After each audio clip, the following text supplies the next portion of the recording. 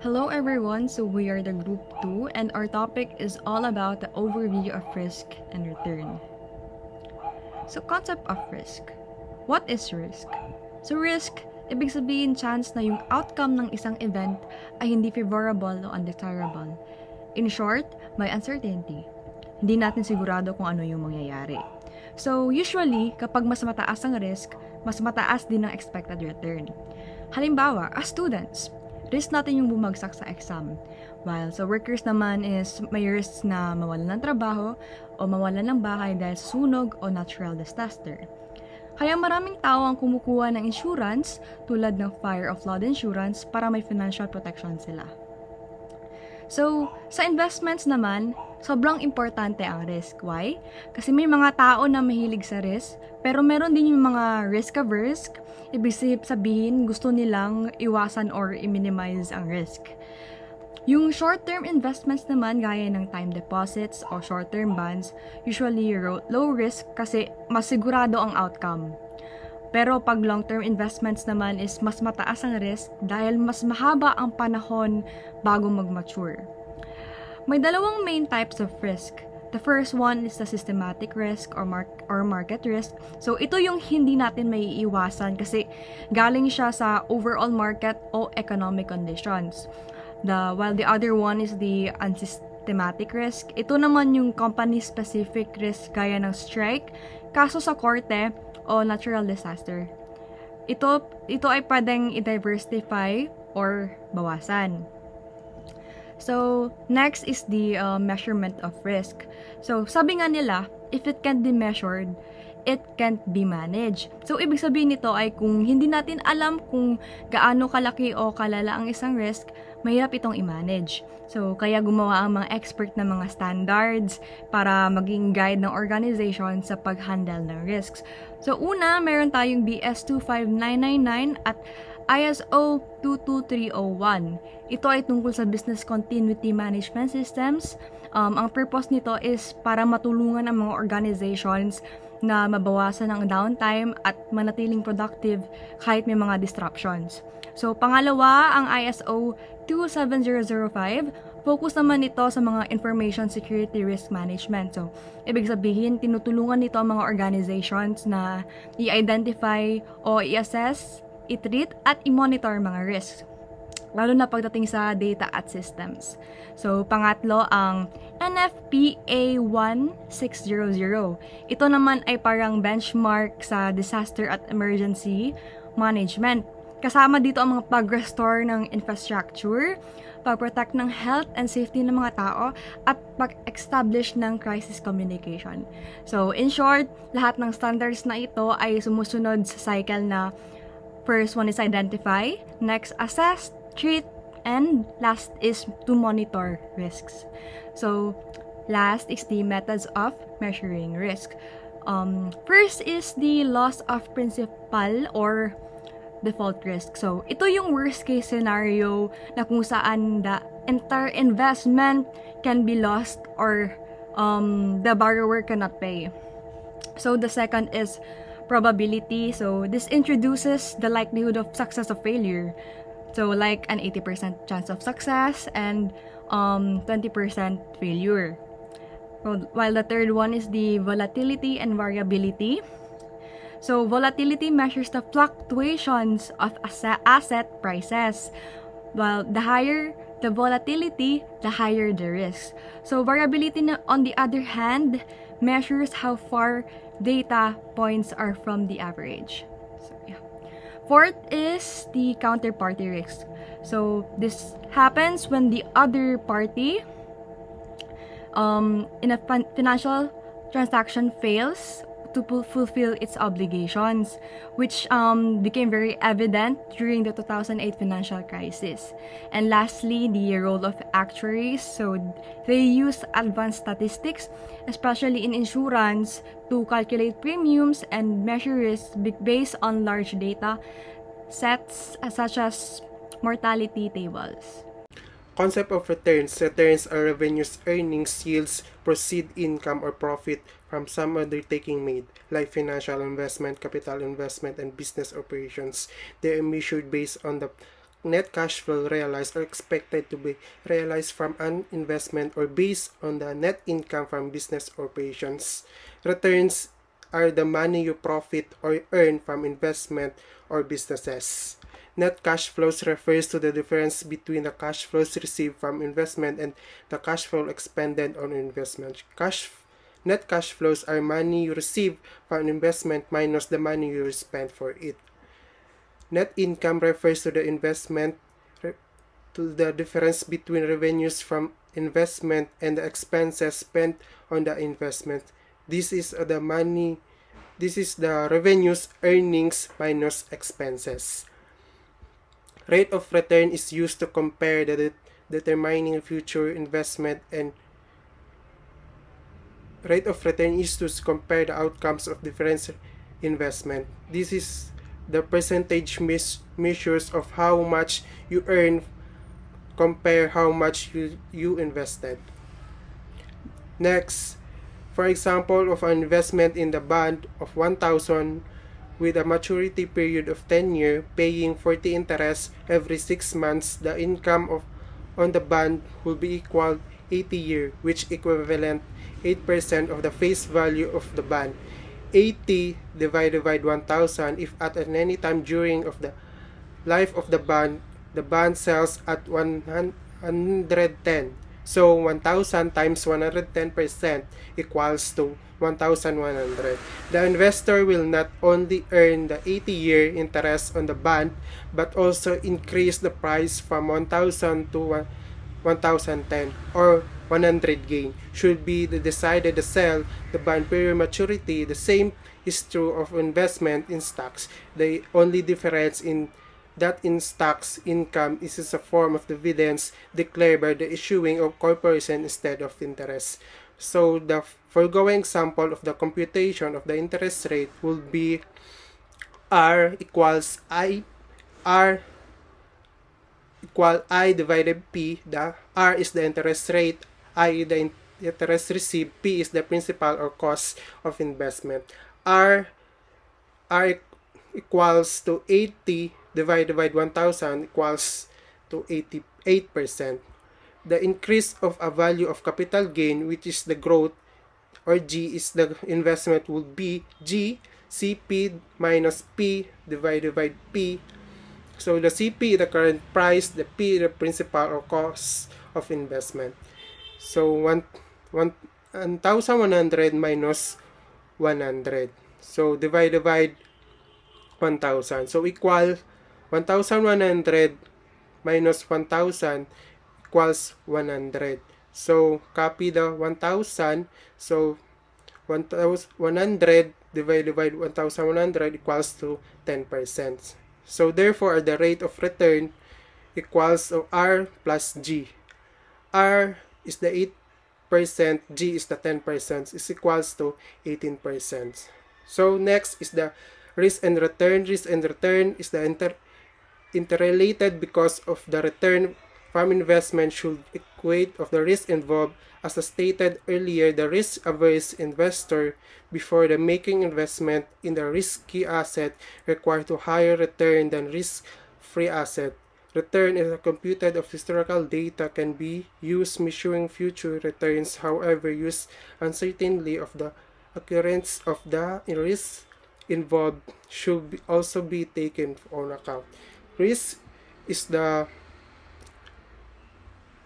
higher expected return and risk-free asset is like government bonds give lower returns.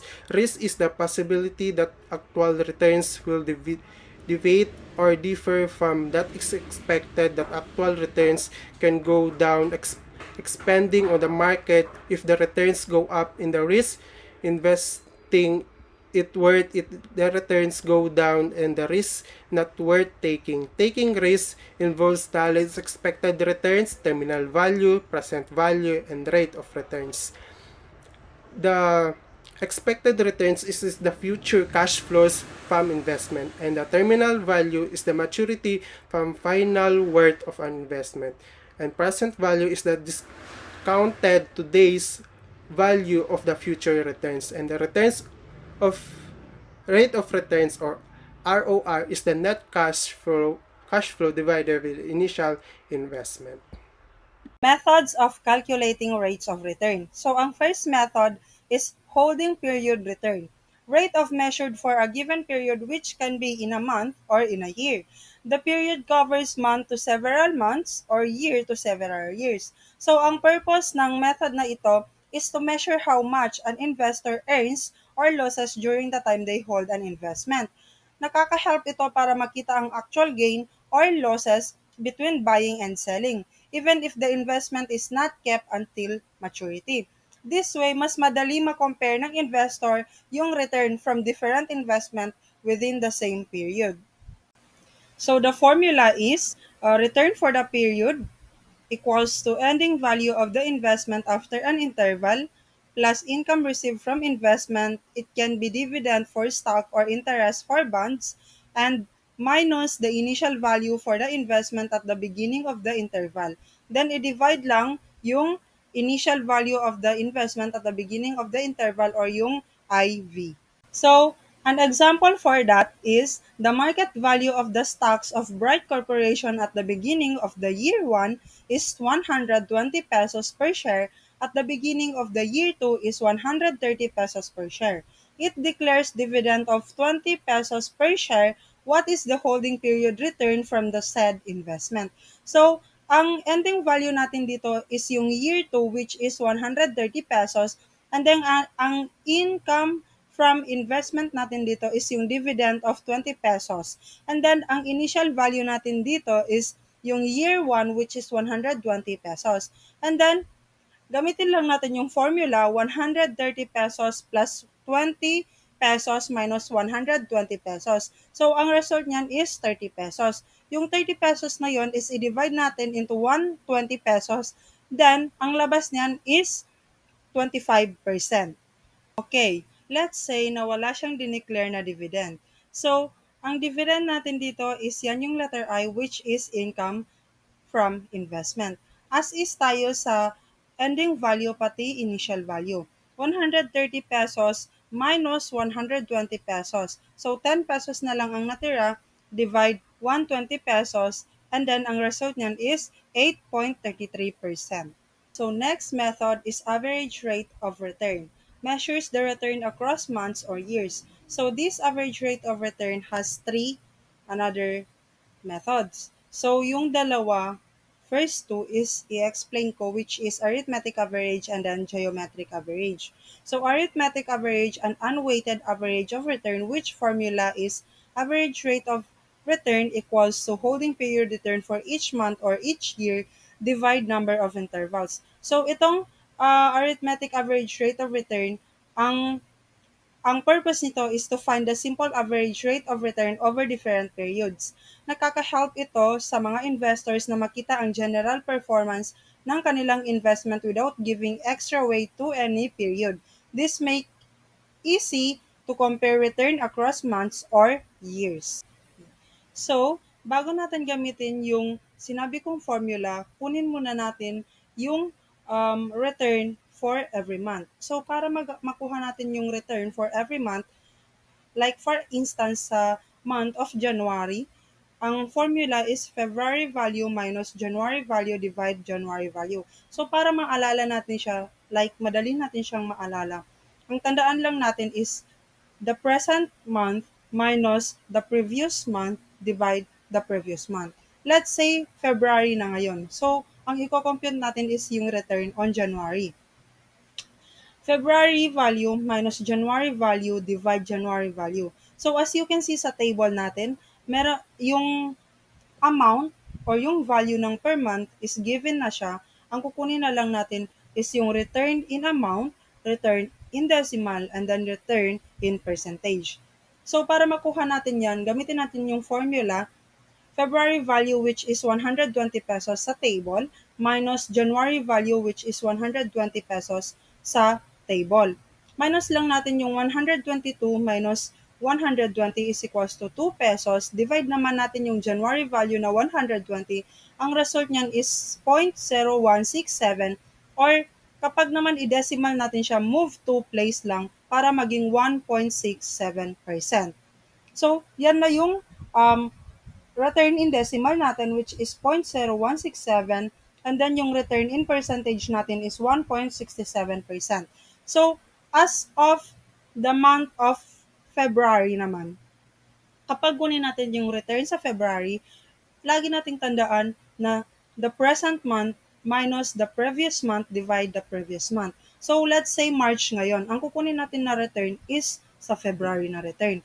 So, 120 pesos which is nasa table, March value, minus 120 peso, 22 pesos which is yung February value equals to negative 2 pesos. Bakit siya negative 2 pesos? Kasi mas malaki yung value ng February compare sa March. So, negative 2 pesos minus 122 pesos is equals to negative 0.061639. Or kapag naman i-percentage natin, move lang yung decimal into two places, which is magiging negative 1.639% siya. Or kapag i-round off natin, 1.64%. Negative 1.64%. To compute for the average of return, the sum of calculated return for each month is divided by the number of intervals, which is 12. The compound average of the return is 0.68% for the 12-month period. So, bakit siya 12? Kasi nga, sa 1 year, meron tayong 12 months, then yun yung intervals natin. So, para makuha yung 68%, dito sa table natin, as you can see, the return in decimal, i-add natin yan lahat, and then ang result niyan is 0.0813, then i-divide natin yung intervals na 12. Ang result niyan is 1.006775. So, kailangan naman natin siyang i-percentage. So, yung 0.0813, i-move lang natin ng 2 place decimal para makuha yung 8.13%. Then, dito naman sa baba, para makuha yung percentage ng 0.006775, i-move din natin yung decimal para maging 6.6775% siya. So, 8.13% divide 12, yan na yung result na 0.6775%, and then mag-round off lang tayo para makuha yung 68% since 67 siya. So, need siyang i-round off. So next is the geometric average, measures the compounded growth rate of the initial investment. So the purpose of geometric average is to measure the true growth rate of an investment over time.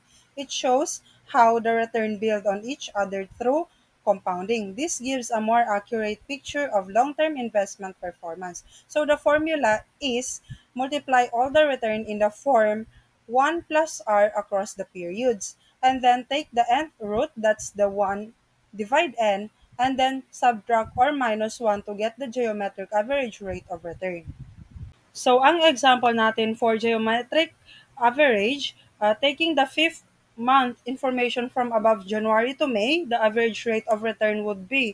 So, dito, dyan tayo magbe-base sa percentage, return in percentage. So, 1.67% plus negative 1.64% plus 1.67% plus 0.82% plus 1.63%.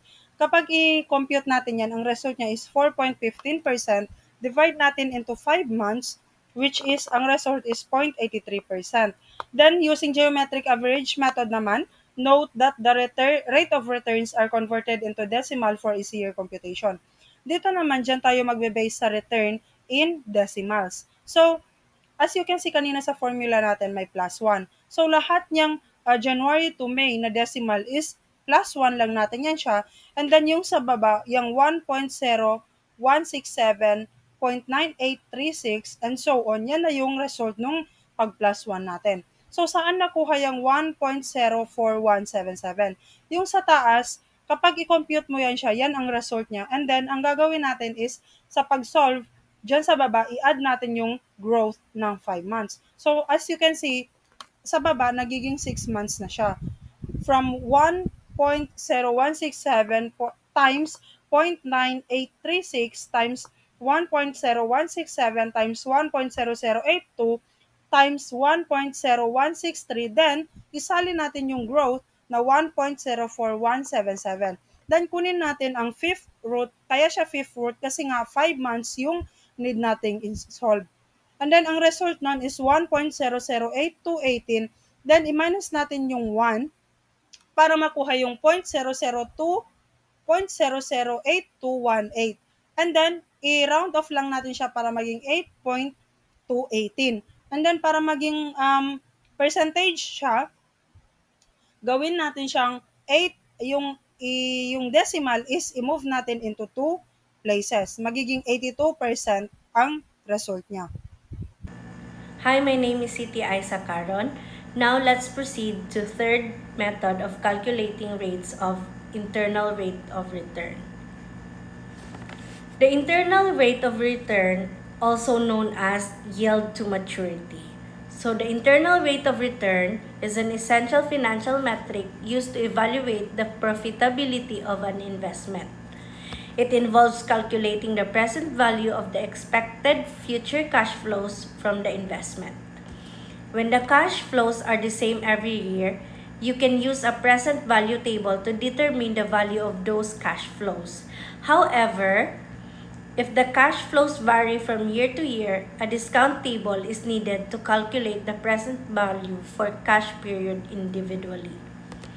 The internal rate return is essentially the discount rate that makes the net present value, or the NPV, of the investment equal to 0.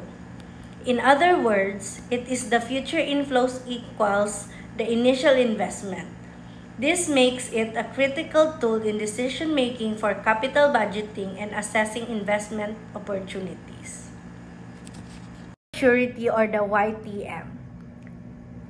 YTM is the interest rate at which the present value of the future cash flows, or the coupon payments and face value, equals the current price of a bond. YTM is considered IRR for bonds, and it represents the annual return of an investor can expect if the bond is held maturity. So, approximating YTM. To estimate YTM, we can use this formula. So, I will explain first the letters. So, C is for annual coupon, or the interest payment. So, the annual coupon is the fixed amount of interest a bondholder receives every year based on the bond's face value, or the par value and coupon rate. So, for the F, face value. So, the face value is the amount written on a bond or stock certificate. For the P is for current price of the bond. So, for the current price of the bond, the price investor paid today by the bond. N is for the years of maturity. So, for the years of maturity, the number of years left until a bond's face value is repaid to the bondholder. So, to estimate YTM, we can use this formula. So, approximate YM. So, C plus F minus P over N divided by F plus P over 2. So, example, a 10-year, 8% bond of 10,000 each was purchased at 98. What is the yield to maturity of the bond? So, the interest is, to solve it, is 10,000 times 8% is equals to 800. To solve it, we are going to use the formula, which is approximate YM equals C plus F minus P over N divided by F plus P over 2. So, to calculate it is first is 800 plus bracket. Inside the bracket is the close parenthesis. Inside is 10,000 minus 9,800 divided by 10. So, we will divide it to 10,000 plus 9,800 divided by 2. So, equals 8, we will copy the 800 plus close parenthesis. Inside is 200 divided by 10 equals over 19,800 divided by 2. So, next is equals plus 800 plus 20 divided by 9,900. So, the equivalent is 0.828 or 8.28%. So, the exact YTM is determined the present value of the bond's cash flow at different interests. Example is 8,000 and 9%. So, to compute for the exact YTM, compute the present value using the said rate, which should equals to initial value of the investment, which is 9,800. So, for the present value of interest, 800 times present value of ordinary annuity for 10 years. So, for the 8% is equals 5,368. For 9%, it is equals 5,134. So, for the PV of principal, 10,000 times PV factor. So, to solve it is 10,000 times 0.4632 is equals to, for 8% is 4,632. So, for the 9% is 10,000 times 0.4224 equals to 4,224. So, the total PV is 10,000 for 8% and for the 9% is 9,358. So, for using interpolation for exact YTM, interpolation is used to narrow down. The interpolation compares the difference between the total PVS calculated at 8% and 9%. The difference calculated as follows. So, at 8%, the total PV is 10,000. At 9%, the total PV is 9,358. The difference between the 642, the difference between the total PVS at 9% and 9,800 is 200. The formula for interpolation is exact YTM equals 8% plus 200 divided by 642. So, this gives an exact YTM of 8.31%. By using this method of approximation and interpolation, the YTM can be calculated to a more precise value. In this example, the YTM for the bond is 8.31%, which means the investor can expect an annual return of 8.31% if the bond is held until maturity. Next is trial and error method. So, trial and error method is used to calculate the YTM for a bond by testing different discount rates until the present value of the bond interest payment and principal equals its current marketplace. So, assume a 15-year of 1,000 paying interest of 110 or 11%. The current price of the bond is 932.21. So, since the bond is trading at a discount, we assume that the YM is higher than the 11% nominal rate. So, let's try the 12%. So, PV of interest equals 110 times ordinary annuity PV factor at 12% for 15 years is equals to 110 times 6.811 is equals to 749.21. So, next is PV of principal. So, equals 100 times PV factor at 12% for 15 years is equals to 1,000 times 1.83 is equals to 183. So next is total present value of price of the bond. So the total present value of price of the bond is 932.31. So the YM is exactly 12% as the price of the bond is equal to the total present of interest, payment, and principal. So for the approximate YM, you will see that the 12% we got from the trial and error process is very near the 11.85 we got using the formula. So for the approximate YTM, it tells you that the bond expected return using a short formula without using full complicated method. So it is said to be a discount if the purchase price is lower than the face value of bond, like 10,000 bond acquired at 9,800 at a premium if the purchase price is higher than the face value.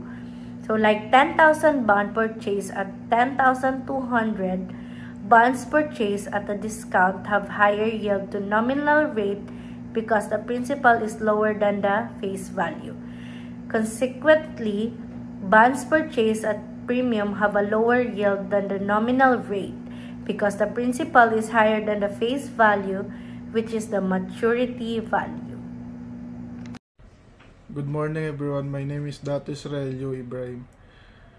Portfolio variance measures the overall risk of a collection of investment. It is calculated by considering the individual risk variance of each asset, as well as how they move together. Covariance, a negative covariance between assets, help reduce the portfolio total risk, a concept known as diversification.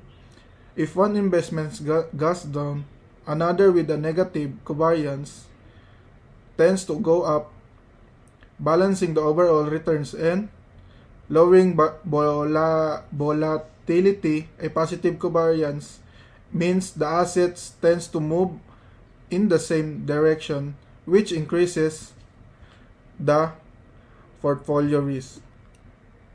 The goal of MPT is to create an efficient portfolio, a combination of assets that provides the highest possible return for a given level of risk. MPT redefines risk not just as the volatility of a single asset, but as the collective volatility of all assets within a portfolio.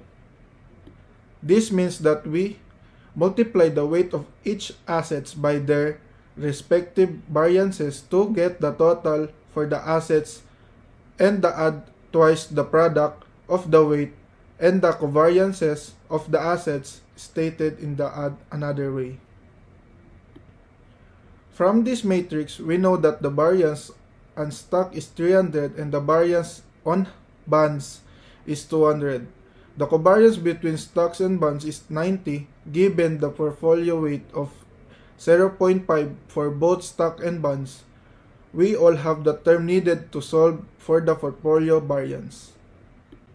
For example, a volatile stock will have a high standard deviation, while a stable blue chip stock will have a lower standard deviation. The more volatile an investment, the higher the standard deviation. A large dispersion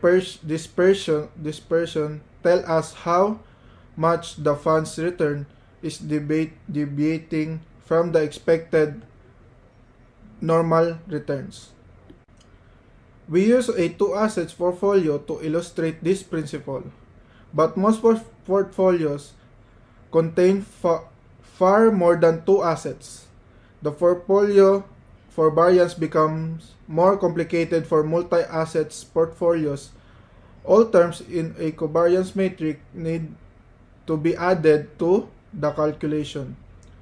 The standard deviation of new cost stock is simply the square root of the variance, which is 0.0173 or 0.173%. So let's talk about the structure of rates of return. So yung interest rates on various securities or investments are determined by factors such as the length of time. Ibig sabihin, how long you lend your money or yung maturity niya. Next is the credit or default risk. It means the chance that the investors or yung risk that the investors might not pay. And the liquidity. Ibig sabihin, how easy it is to sell or convert your investment into cash. So, yung interest rates, nagbavaryan siya depending, or nag-change siya depending on the maturity. And yung relationship between how long you lend your money and the interest rate you get in return is what we call the term structure of interest rates. There is also what we call the credit risk. So, this simply talks about the risk. If you lend someone and you know that someone can pay you agad-agad, you impose higher interest rates. And yung extra interest that the investors can get after taking that risk is what we call the default risk premium. So, between the company bond and government bond, mas safer mag-invest kay government bond because si government has the legal power to collect taxes, and with that, nag-earn sila ng revenue, and yun yung ginagamit nila to pay their obligation. So, mas lower yung risk na mag-suffer ng loss si government bond compared kay company bond. And dahil mas more risky si company bond, mas higher din yung interest rates na binibigay sa investors. So, yung interest rates or yung extra return na binibigay sa investors after taking that risk is what we call the default risk premium. Next is the yield curve. So this shows, or this graph shows how rates change with time. So when we say ascending or upward sloping yield curve, this is when the mas longer yung maturity, mas higher yung interest rate. So nangyayari siya when there is economic growth. So kapag may economic growth, may stable yung inflation, tumataas rin yung confidence ng mga investors to invest sa mga long-term investment because mas higher yung interest rates doon. Next is the flat yield curve. So this means that the interest rates are the same across maturity spectrum. So nangyayari siya if there is a transition in economy. Like, we can't determine if bababa ba or tataas yung growth. Next is the downward sloping or inverted yield curve. So, kabaliktaran lang siya ng ascending. This means na mas yung short-term rates are higher than the long-term rates. So, nangyayari siya if there is economic decline, let's say inflation or pagbaba ng trabaho, wherein yun, tumataas yung short-term rates kesa sa long-term rates. Next is the term structure of interest rates. So this describes the relationship between the yield or yung return ng financial security and the length of time until it matures. So there's this what we call the spot interest rates and the forward interest rates. So si spot interest rates, this is the current interest rates that apply to current or outstanding loans of any term of duration. While si forward interest rates naman are the loans of any term or duration but to be executed at some future time. So to better understand the spot and forward interest rates, there's this situation. So assuming a 1-year security to be sold 2 years from today. So if the 1-year security bears interest at 6% and will be sold to an interested buyer 2 years from today at 8%, so yung 8% doon will be sold 2 years from today is what we call the forward interest rates, while yung 6% naman is what we call the spot interest rates or the current rate. So ano namang connection ni rollover and compounding? So rolling over means yung principal and yung interest na na-earn for the first period is i-reinvest siya for the new loan for the next period. For instance, if the principal is 1,000 and it has an interest rate na 10%, so 100 yon. The principal for the next year, when the loan is rollover, is magiging 1,100 siya. So, dyan ngayon papasok si compounding, wherein yung interest na na-earn and yung principal for the beginning period is i-reinvest for another period or for the next period. So, what happens if there is computation involved? So the implicit implicit forward rate is the hypothetical rate in the future that would make an investor indifferent between two investment options. Ibig sabihin, it doesn't matter which period yung pipiliin ni investors because at the end, it will still give the same average return. So assuming that the current rate is 4% and the next year rate is 6%. So if we apply the formula of implicit forward rate, this is equals to 2R2 or yung next year rate na 6% minus R1 or yung current rate na 4%.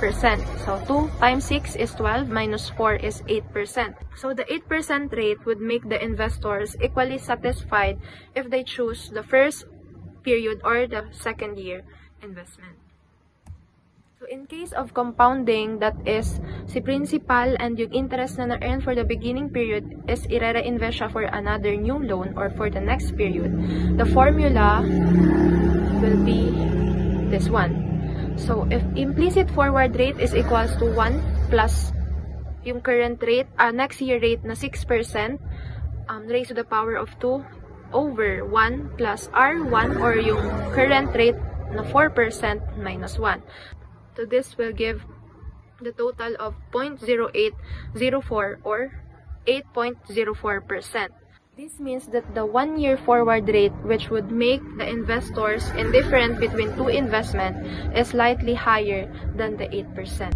So in short, understanding the term structure of interest rates along with the spot interest rates, forward interest rates, and the concept of compounding allows the investors to make informed decision, as well as knowing the implicit forward rate will serve as a useful benchmark for comparing two investment strategies. Now let's move on to the theories of term structure. So we have 4 basic theories. First is the pure or unbiased expectation theory. So this theory states that for the same holding period or term, investors should expect to earn the same return whether nag-invest sila sa short-term loan or sa long-term. So in connection with the yield curve, this theory says that the shape of the yield curve depends on the expectation ni investor sa future interest rates. So if si investor nag-expect ng interest rates to rise, that is when mas longer or mas higher yung return sa long-term investment compared sa short-term, the yield curve will be upward slope.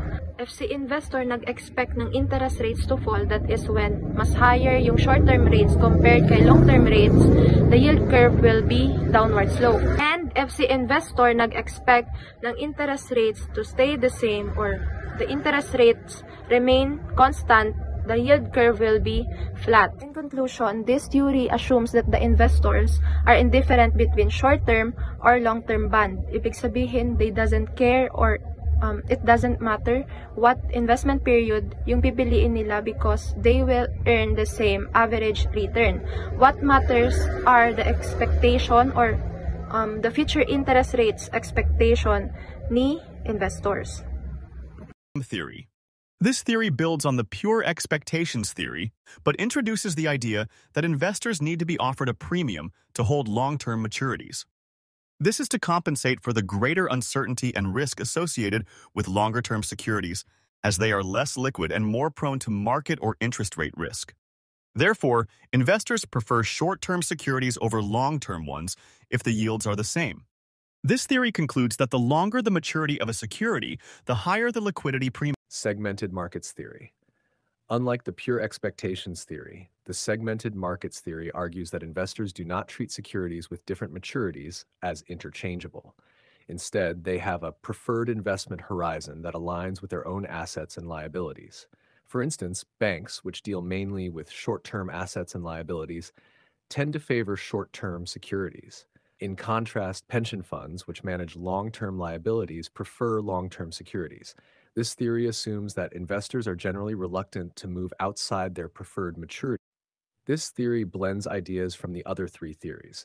Like the segmented markets theory, it recognizes that borrowers and lenders usually have strong preferences for certain maturities. However, it also suggests that if the potential returns from moving away from their preferred maturity are high enough, investors will shift to other maturity ranges. Because it considers both investor expectations and market segmentation, this theory is seen as a more realistic explanation of how financial markets work. Of interest rates. This concept explains the relationship between interest rates on bonds that have the same maturity but differ in risk. Riskier securities carry higher yields because they include a risk premium, an extra return that compensates investors for risks such as default or lack of liquidity. The size of this premium can be measured by comparing the yield of a risky bond to that of a similar risk-free bond, such as government securities.